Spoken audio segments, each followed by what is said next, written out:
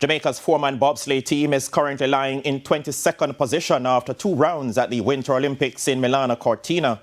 Keon Rayner has the details. Performance in the four-man. He started 3 years ago, March 2023. I remember his first race came last in a North American Cup race. And now he's in the Olympic Games. His crew with the 10th fastest start time in the race and having speeds 136 point something kilometers an hour, equivalent to the Germans, is extremely impressive. Obviously, he's having a little difficulty in some very intricate corners at the beginning of the race. 1, 2, 3, that is killing his start speed, but he's making it up. As things stand, he's in 22nd position, or 21st position. The 20th is a tie.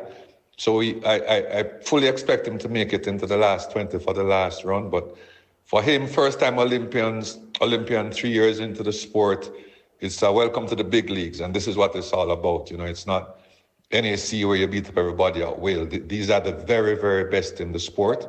And he's certainly staking out his place. And is by far the highest-ranked junior athlete in the field with a very, very bright future. So I expect a strong finish tomorrow.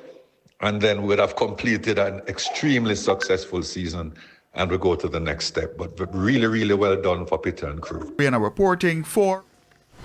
Now.